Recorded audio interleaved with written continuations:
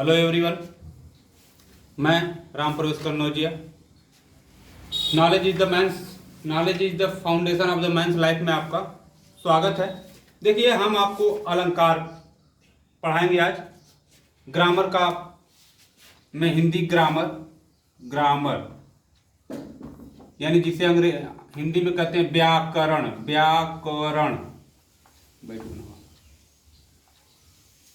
व्याकरण, ठीक ना। तो अलंकार ये हिंदी की फर्स्ट वीडियो है जिसमें हम आप लोगों को अलंकार पढ़ा रहे हैं। अलंकार का मतलब होता है आभूषण या गहना। देखिए, जब तक चाहे वो काव्य हो चाहे वो स्त्री हो, यह बिना आभूषण के बिना गहने के अधूरी लगती है। बिना गहने के क्या होती है? अधूरी लगती है। अगर कविता में अलंकार न हो तो क्या हो? वह सुंदर दिखता नहीं है, वह सुंदर नहीं लगता है। इसलिए कविता को या स्त्री को सुंदर बनाने के लिए गहने की आवश्यकता होती है, या कह सकते हैं कि जिस प्रकार से एक स्त्री को सुंदर बनाने के लिए गहने की आवश्यकता होती है, उसी प्रकार से काव्य को सुंदर बनाने के लिए गहने की आवश्यकता होती है, यानी अलंकार की आवश्यकता पड़ती है। ठीक है, तो अलंकार की परिभाषा जान लीजिए। अलंकार काव्य की शोभा। बहुत छोटी छोटी हम परिभाषा आप लोगों को बताएंगे ताकि याद करने में ज्यादा तकलीफ ना हो, कष्ट ना हो। बस समझते जाइए, सुनते जाइए, याद हो जाएगा। ठीक है, काव्य की शोभा बढ़ाने वाले तथ्यों या उपकरणों को अलंकार कहते हैं। ठीक है, क्या सुन रहे हैं आप कि काव्य की शोभा बढ़ाने वाले तथ्यों या उपकरणों को हम क्या कहते हैं? अलंकार कहते हैं। आप ये समझ गए कि आप अलंकार किसे कहते हैं। अब अलंकार के भेद, अलंकार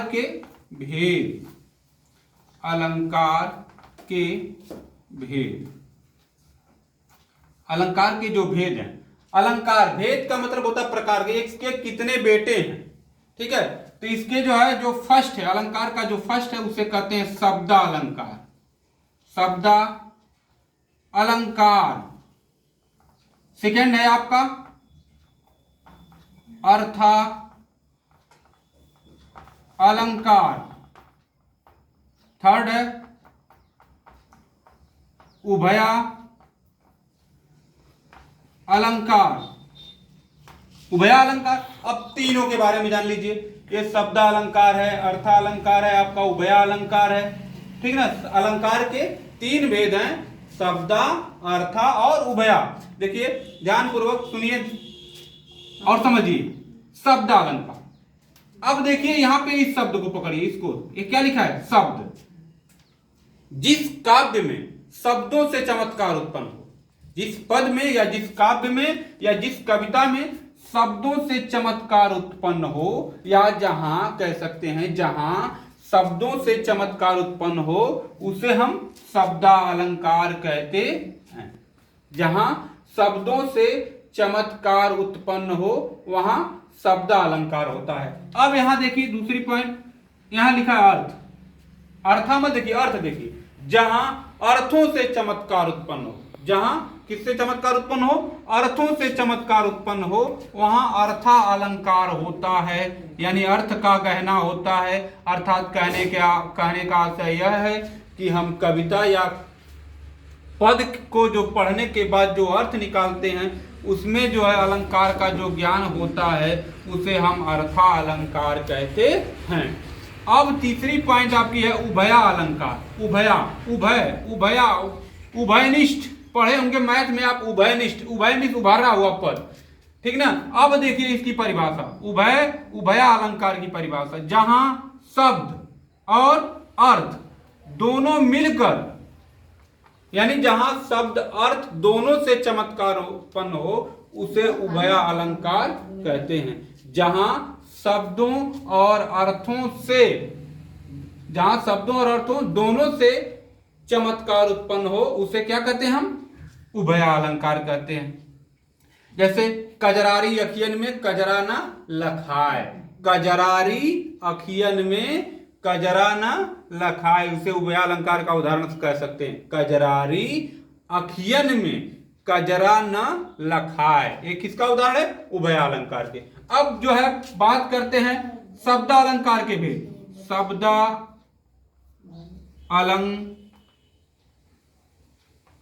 अलंकार के भेद, शब्दालंकार के भेद। अब शब्दालंकार के भेद हम पढ़े अभी शब्दालंकार, अब इसके भेद, शब्दालंकार के भेद। नंबर 1 अनुप्रास अलंकार। अनुप्रास अलंकार। नंबर 2 यमक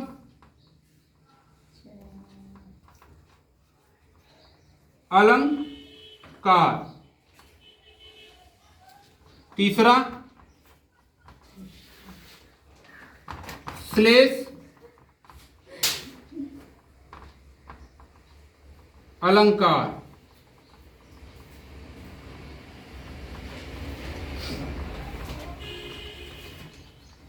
पुनरुक्ति अलंकार।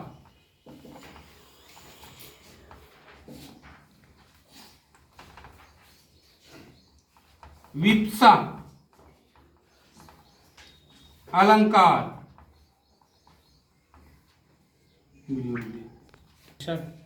अब जो है अनुप्रास अलंकार। अब देखिए अनुप्रास अलंकार, इसके और भी भेद है लेकिन बर वक्त में इतना पढ़िए आप। अनुप्रास अलंकार, अनुप्रास अलंकार, इसकी परिभाषा जान लीजिए। जहां पर एक ही वर्ण की आवृत्ति यानी व्यंजन वर्ण की आवृत्ति बार बार हो। वर्ण देखिए, शब्द और वर्ण में अंतर होता है। एक का एक वर्ण है, एक कमल जो है क्या है? एक शब्द है, और कमल सुंदर है एक वाक्य है। ठीक है, तो जहां व्यंजन वर्णों की आवृत्ति बार बार हो वहां अनुप्रास अलंकार होता है। जहां व्यंजन वर्णों की आवृत्ति, अब सुनते जाइए समझते जाइए। अनुप्रास अलंकार की परिभाषा हमने क्या बताया? जहां व्यंजन वर्णों की आवृत्ति बार बार हो उसे अनुप्रास अलंकार कहते हैं।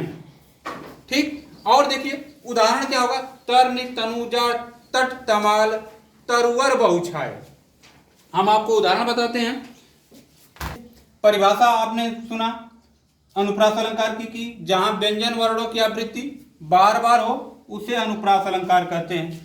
उदाहरण है तर्नी, तनुजा, तट, तमाल, तरुवर, बहुछाए।